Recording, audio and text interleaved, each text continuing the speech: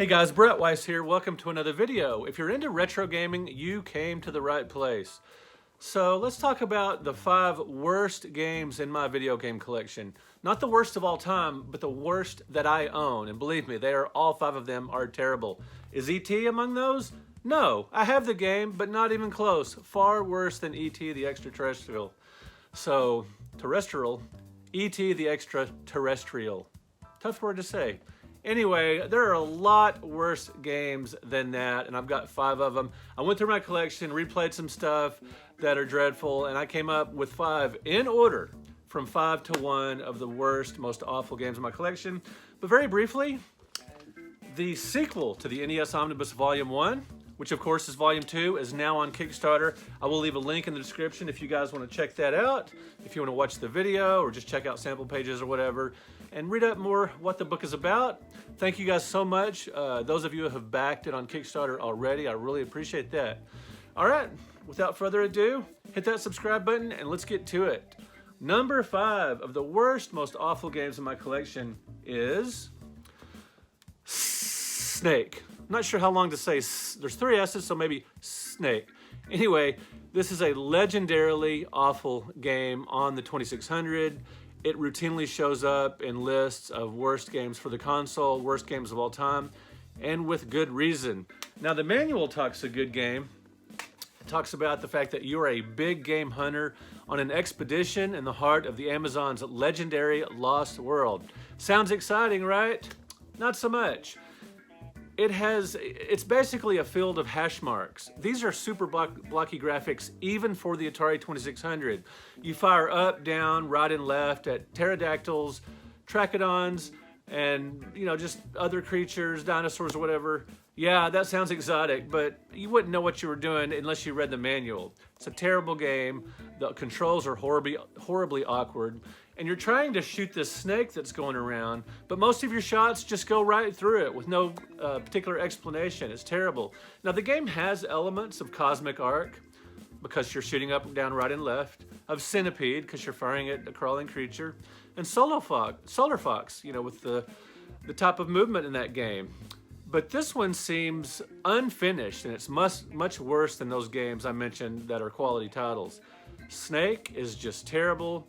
The controls are broken, and it's got really fast shooting that's completely wasted on this game.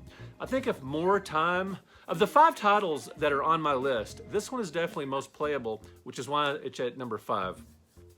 It's just the potential here is wasted. I think if another couple of months were spent with the game, honing the shooting in it, even if the graphics stayed simplistic, if the controls were polished up, and it's just, the manual says you have to move at right angles, and you'll know what I mean when you play the game. It's just a terrible game, and it is wasted potential. It could be a pretty fun shooter. That was Snake for the 2600 at number 5. Number 4, which is one a lot of you guys probably haven't played, along with Snake. That's kind of a tough game to find, but a couple of more on here. This is actually, the games on here are fairly not really known. They're not really mainstream games because they're so dreadful, they never got popular. So, Pocket Billiards for the Odyssey2. Now, I said I'm not doing sports games, but I don't really consider billiards a sport. Sorry if you're a big-time pool hustler that thinks, and whatever, esports, maybe video games aren't a sport, doesn't matter. When I say I'm not doing sports, I'm not doing basketball, football, baseball, and all that kind of stuff. But billiards, this is a terrible version of the game. You can't adjust the power of your shots. You can only hit the ball dead center, so there's really not much control, not very good angling, lousy ball physics. It's only for 2 players. You can't play the game by yourself, not that you would want to.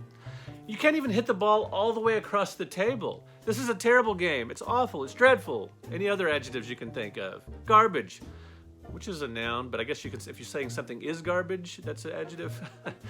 Anyway, now there are good pool games from this era, like Trick Shot for the Atari 2600 comes to mind. That's a solid game. But Pocket Billiards for the Odyssey2 is just too limited, too primitive, and this just seems like a rush job or an incomplete. That's gonna be a theme here. Incomplete games. They just didn't spend enough time on it. Pocket Billiards for the Odyssey2 comes in at number 4. All right, let's get to number 3. Another Atari 2600 game, another obscurity. Firefly. 2 words, note. Not the TV show Firefly or any other cool thing that's known as Firefly, but Firefly for the Atari 2600. Terrible. Now again, the manual makes it sound pretty decent. A power plant malfunction has caused your spacecraft to skip off the rim of a small black hole. Wow, that sounds cool and otherworldly and awesome, but it's terrible. The worst thing about it is that it's not fun. It's just a garbage game, but perhaps just as bad is the so-called music, which doesn't really sound like music. It just sounds like an extended series of sound effects.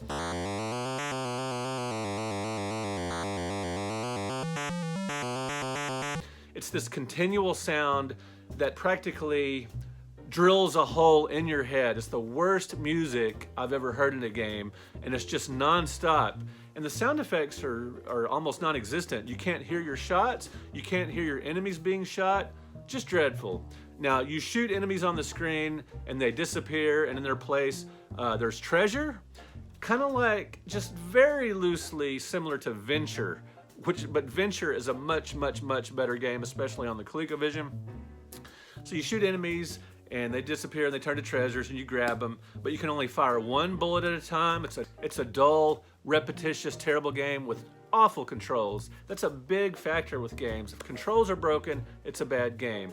And again, it seems unfinished. They needed to spend more time with Firefly.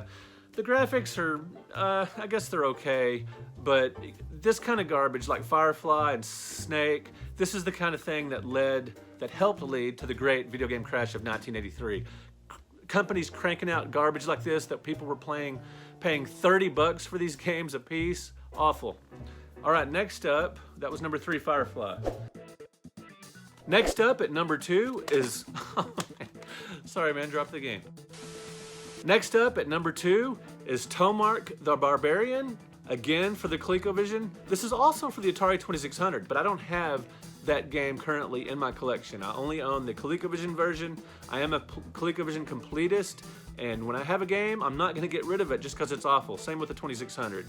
But anyway, Towmark the Barbarian, it was supposed to be based on Thundar the Barbarian, one of my favorite cartoons of all time, that great early 80s adventure cartoon, but the licensing fell through. You play a Conan-like character called Towmark. He jumps awkwardly, mostly diagonally, and he searches for a sword, and he dodges rats, and he jumps around. It's the most, this game is so broken. The jumping is so terrible. It's such just a slow, painfully awkward game. You're lost in a maze, you're searching for this sword, and when you get to, you find the sword, and then you approach the lovely, I put it in quotation marks, these aren't great graphics here, it looks pretty ugly, Senta, who's this female that's trapped in a cage. Now, what's interesting about this game, this is a relatively creative game. It's sort of, well, I'm not going to say ambitious because it's too limited for that, but they did have some interesting ideas at play here. Once you approach this female, you become her. You start controlling her and use a bow to shoot bats. But all of it is very awkward. Once again, the controls are awful, and it just seems, once again, like an unfinished game. The graphics need polishing. The controls need a lot of work. And it's just not a fluid, fun, it is interesting, but it's not a fun game to play. Towmark the Barbarian at number 2. Now let's get to number 1, a game that just makes me angry to play. That's why it's on this number 1 on this list. Dark Castle for the Sega Genesis. I love me some Sega Genesis, but I'm not out to get a complete collection of the console. I mostly have games that I enjoy and want to play. But for some reason, this thing has stuck around in my collection. And I've heard people say this is a poor man's Castlevania. No, it is a dead, Ebola-infested, hair-on-fire man's game of Castlevania, just version of Castlevania. Just an awful, awful game. Now, I never played the original computer version, so I can't compare it to that. But Dark Castle for the Genesis is just, your character is weak. He's a slow adventurer. He throws rocks at bats, rats. Bats and rats, those are almost in every video game, it seems. He throws them at other creatures as well as those.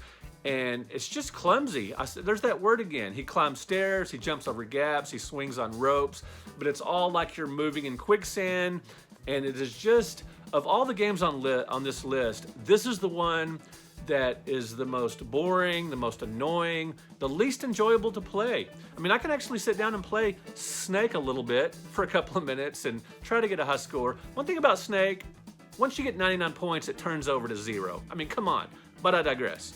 All right, so Dark Castle, the #1 worst game in my collection, just dreadful. So let me know in the comments, what is the worst game you've ever played, or more pointedly, what is the worst game in your collection? And let me know why you keep it in your collection, because it is so terrible. Again, guys, thank you so much for watching. Thank you for subscribing to the channel. I really appreciate it, and we will talk to you in another video.